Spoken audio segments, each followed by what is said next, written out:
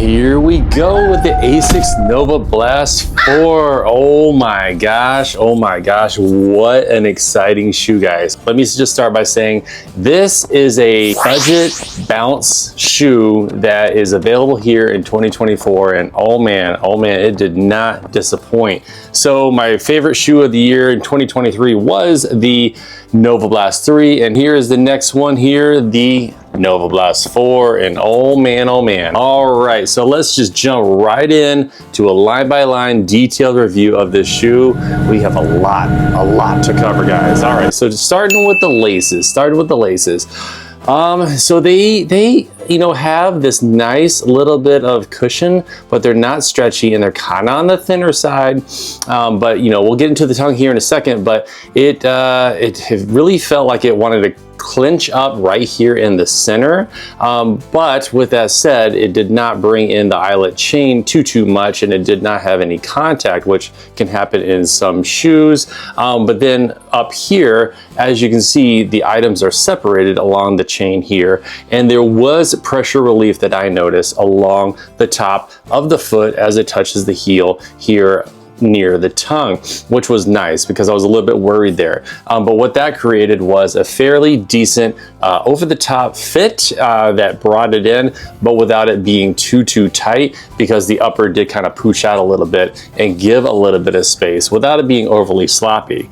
Okay, the lace length is not ridiculous. It's not super long or super short, something that I'm noticing in some shoes, so I'm commenting on that these days. And of course, the fun little runner's loop piece above here. Also, there's these slit-like holes as far as the laces, and again, I mentioned that the eyelet chain security is separate at the top here and towards the bottom, something that is interesting and designed to see with these shoes. Okay, moving into the tongue. The tongue is definitely different, and as I'm saying this, I'm thinking about the Novablast 3. I will do a side-by-side, a shootout, if you will, between the Novablast 3 and the Novablast 4, but for now we're going to be concentrating mainly on the 4. But now, taking a look at the tongue, there is a decent amount of plush, but it is not a thick tongue at all. This is not a thick tongue. It is not a plush tongue per se. However, it is a very comfortable tongue. It is a very lightweight feel, and it does not migrate. But what I did notice with it being so thin, and this is just a me thing, is as I was putting it in, I did have some folding of the material kind of as I was putting my foot in there, and I did have to kind of wrestle with it a few times. But that is something that you can kind of work out of the way and then get that foot in there, and then it's not a big deal. Okay, getting in here, and there is a band of material going laterally and medially, kind of securing that tongue down, keeping it again from migrating, and giving that over the top foot feel that is nice and secure. Okay, and also a bit of ventilation. So good job, ASICS, with being mindful of that. So getting my hand in here for the upper and just kind of having a feel of any kind of stretch. It's not really a very forgiving material. It's not super soft either, but it is very well ventilated. I mean, take a look at all these little air holes and everything like that. So this is an engineered woven material, and again, not super stretchy, and does have a little bit of a tactile abrasiveness to it, but it wasn't extraordinarily uncomfortable either. Could say also that it did maintain its structure very well. It was not a flimsy material, and that could be what ASICS is going for, a little bit more structure. So moving into the toe box, this is a toe box, y'all. It's got some structure all the way around, like way down here. This is where the toe box begins. It kind of ramps up here towards the toe cap, and it just it just sits there so beautifully. Okay, it's structured here, and then it kind of stops about a third of the way from the tip towards the bottom of the eyelet chain, and it just gives a very nice I think about like those tents at the farmer's market where it's structured on both sides and it's got this kind of flappadoodle here on the top. But what it did is it kept the material away from the toes, it protected the toes, and it gave quite a bit of space. This was a very pleasant toe box in my opinion, okay? Feeling for any lumps or bumps while I'm here in the toe box, and I'm thinking about material from either the midsole or any defects or anything like that. nothing at all. And then there's no kind of felt material or anything like that going on the inside of the toe box. Moving on into the heel collar. Oh boy, this, oh man. So there are just some heel collars that just scream comfortable, and this is one of them. I knew at the moment that I put this shoe on for the first time that this was going to be a delightful heel collar, and it did have a little bit of heel slippage, just a very tiny amount, but that was mitigated by this like huge, you know, memory foam mattress here on top. This big personal flotation device going on here, and there's like no movement at all. You know, it's got a little bit of a taper to it. It's a very, very pleasant heel collar with a lot of padding towards the lateral medial aspect of the top here, and then of course it stops about a third of the way through, and then that looser material begins here. Fun little piece here to kind of get that shoe on. I did not find that necessary, but it does, you know, kind of carry a bit of reflectivity, which is nice in these dark mornings, which has been going on. Whoa boy, pulling out the insert, the old insert pull out. Here we go. Oh boy, yeah. So this is a nice insert, you guys. I mentioned budget, and I'm just kind of going along, and each of these things, they're just really, it's a premium feeling shoe all around, especially for the price, and we'll get to that here in a second, but I think you can kind of read my mind as far as how excited I am about this Novablast. All right, anyways, back to the insert. Several millimeters of material. Man, this is a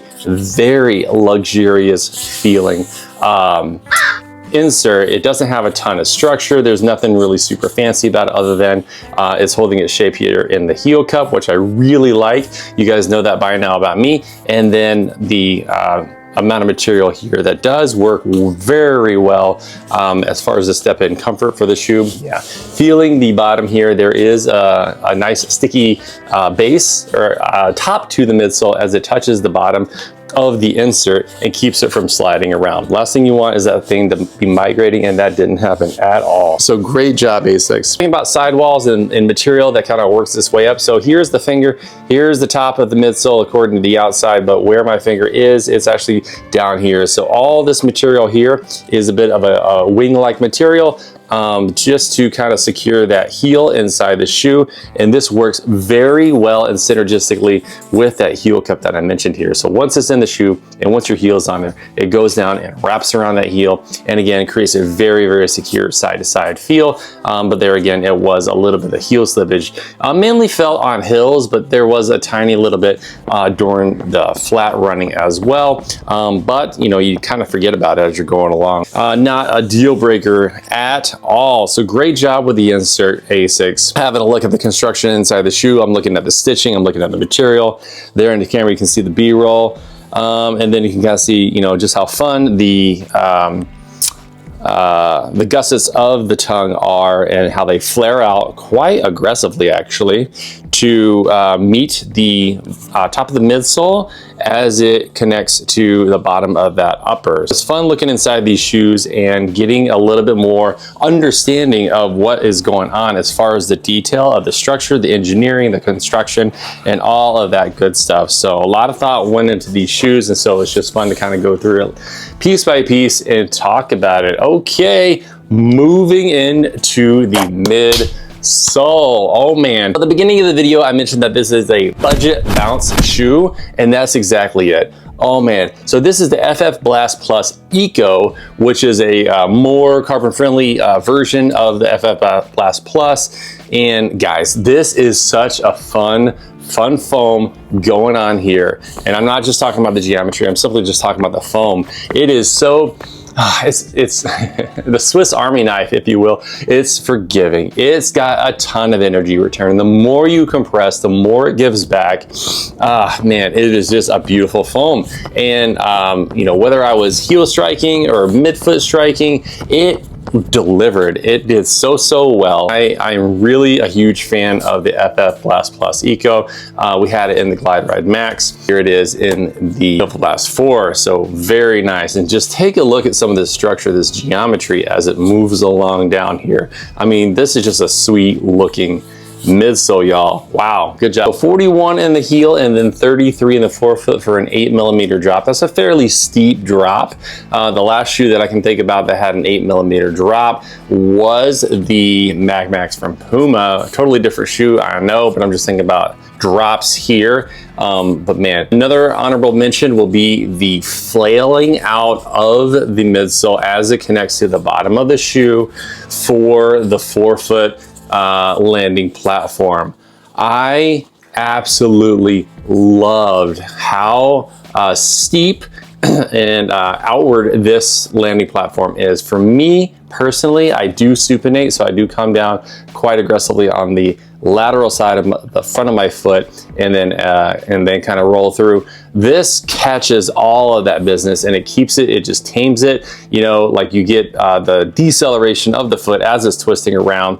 And then by the time that your foot is fully landing with all that weight, it's already, you know, we'll call it just 50% of what it could be. So very, very happy about that. I mean, that is just a really, really aggressive curve there and angle there. I mean, just take a look at this other side too. So super duper wide landing platform. So if you guys have any kind of instability or unsureness, then you can definitely you know, keep this in mind because I think it's a really, really helpful addition.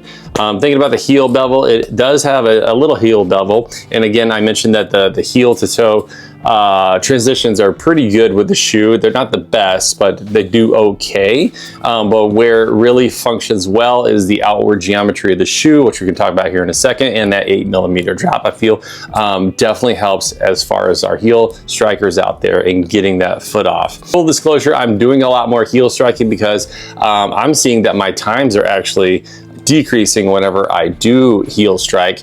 And so that's, I don't know why that's happening, but it's just going on. So it is giving me a little bit more chance to kind of get some more heel strike time in with the shoes. All right, let's pop this on the scale, find out how much it weighs. Men's size 11. Yeah, 10.2 ounces. Awesome. So 10.2 ounces is not bad at all. Remember the size 11, okay? And whenever you normally see it on the website, it's at a size 9. So you can consider that shoe. It feels lightweight too. And it's time to do the Shore durometer test of the Novablast 4. It's too fun. The fifth toe, here we go, of the FF Blast Eco, FF Blast plus Eco on the Novablast 4. That is 26.5. What? All right, lateral heel. Let's get a good spot. Lateral heel is gonna be 28. Alrighty, medial heel. Medial heel is 29.5, and then around that big toe is 27. So very consistent all around the shoe. And because I am a curious bird, I'm gonna see if I can get some material here next to the trampoline for the outsole. What? 27! 27, y'all. That is the same as everything else. Oh my gosh. And then over here on the other side, 27. Oh man, we're just like catching it here in the center. Interesting. Yep, 27 again, 27. So extremely consistent durometer all around the shoe. Man, I don't see that happening every day for all the different shoes. Man, oh man, oh man. All right, because I just gotta convince myself, guys. We're gonna go back to the fifth toe. We're gonna go underneath. There we go, 36.5. Okay, so a little bit harder as it gets closer to the ground and then towards the big toe, 34.5. Okay. So there are a couple of different durometers as it relates to this rigid material and then the soft, smooth material here. So great job, ASICS, with keeping things consistent and very interesting with the durometer. Thinking about the outsole. So the outsole of the Novablast has always been this signature trampoline effect. I mean, you know, I'll show you the Novablast 3, and you can kind of see that it was basically the same thing. So I think that the outward geometry for the Novablast 4 definitely plays a part in its energy return and its forgiveness under step. Again, whether it be the heel or the forefoot, I mean, you've got this here, but even whenever you have a forefoot strike and you're coming down and you're rolling up, you still get this compression of this upward forward unit, which, by the way, it does protrude just a hair. I mean, I'm not sure if you can see that, but it does engage the ground first around this area before it communicates with the rest here. So again, I think that it slingshots you back, and it does give you a little bit of a pop, something that I felt when running in this shoe. Also, taking a look at the outward rubber here, you can see how there is a couple pieces. There's this first piece here, which is the lateral outside part of the front of the shoe, and then the separate medial piece here. So even this has got a two hinged unit, if you will, for the lateral medial portion of the front of the foot. And then of course this big bit of rubber here with all this exposed midsole here. So the reason I'm bringing this up is it definitely can play into the energy and ride of our shoe, just how it makes the ground contact feel. It collapses and accordions in based on whatever the designers came up with, and then again gives you that energy return. So a lot more than just drops and stack heights and the foam used, but it's how it's cut, it's how it's presented to the ground, and how it's presented to the runner going up north. So definitely a lot of considerations and thought going into the shoe and the design, and that did not escape notice at all. And then lastly, this is the ASICS high abrasion rubber. Excellent traction, excellent durability. I do have the Novablast 3, and just taking a look, and there's not hardly any wear and tear at all. And then I think about like all the other ASICS shoes that I have that I put several miles in, and again, just it's a super decent rubber. I don't think that you'll be disappointed. It's a highly durable rubber. And here it is in the Novablast 4. It fit true to size 11 for me, and just the fit, thinking about it, again, there was a little bit of extra material towards the lateral medial side. It was very, very nice as far as the top of the foot goes. A very wide and roomy toe box, a little bit of heel slippage, but again, it was very comfortable. So just thinking about some notes as far as the fit of the shoe. What am I gonna use this shoe for? I'm gonna use this for just about everything, y'all. I'm telling you, I'm gonna use it for recovery runs. I'm going to use it for long distance runs. I'm going to use it for tempo runs. I'm going to use it for everyday training.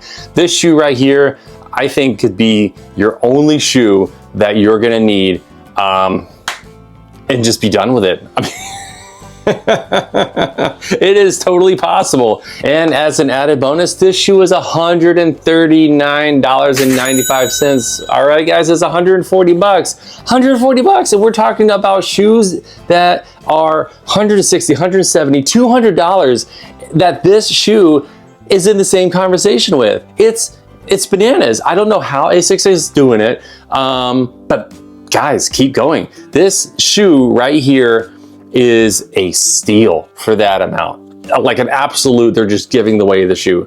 I don't know. And it's not clearance, it's not discounted. That's just the price of the shoe. Oh man, I digress. Anyways, so very excited about the price. Yes. ASICS, keep these coming. The Novablast 5 will be coming out at some point.